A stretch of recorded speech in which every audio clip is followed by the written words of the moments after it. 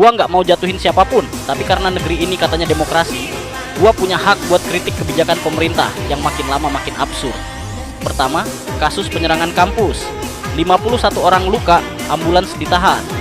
Padahal mahasiswa kampus itu nggak ikut demo, tapi tiba-tiba diserbu aparat. Pertanyaan gue simple, ini operasi apa? Kok orang nggak salah malah dihajar?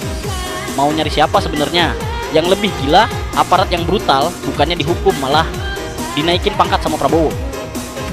Ini logika jungkir balik, rakyat kecil luka, korban jiwa jatuh, tapi pelanggar HAM malah dikasih apresiasi. Lah kalau begini, jelas aja negeri ini bobrok.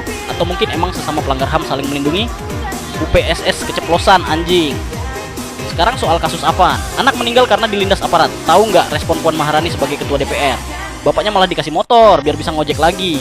Jadi nyawa anak dihargai setara 1 unit motor? Gila, ini logika pejabat macam apa? Otaknya ditaruh di mana? Kalau gue jadi keluarganya, gue anggap itu penghinaan. Belum selesai.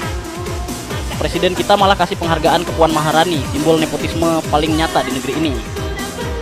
Padahal jelas karier politik dia berdiri bukan karena kemampuan, tapi karena nama besar keluarga. Nepotisme kayak gini bikin bangsa nggak bakal maju, karena kursi kekuasaan bukan diisi orang layak, tapi diisi orang yang punya marga politik. Sekarang lihat lagi, Ahmad Syahroni yang kemarin bilang masyarakat yang minta bubarin DPR itu tolol. Lah, yang bilang tolol ternyata nilai ijazahnya rata-rata 6. Jadi orang dengan kemampuan pas-pasan bisa duduk manis di kursi kekuasaan, sementara rakyat yang kritis malah dihina. Persis, ini bukti nyata. Sistem kita bukan berdasarkan kelayakan dan kapasitas, tapi berdasarkan kerabat, koneksi, dan keluarga.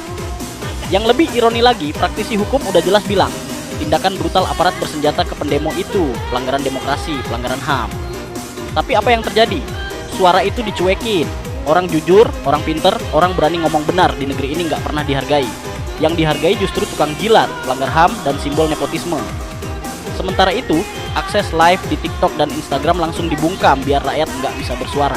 Tapi ribuan situs judi online malah dilindungi, bahkan dibiayai miliaran. Jadi jelas, siapa yang disayang negara? Rakyat? Bukan. Koruptor, bandar judi, sama elit bobrok. Iya. Gue mau ingetin satu hal. Kalau tanggal 5 September nanti, 17 tuntutan rakyat nggak ada satupun yang disahkan, jangan salahin masyarakat kalau turun lagi. Jangan salahin rakyat kalau marah. Karena rakyat bukan domba. Yang bikin negeri ini hancur itu pemerintah tolol yang duduk di kursi karena keluarga, bukan karena kelayakan.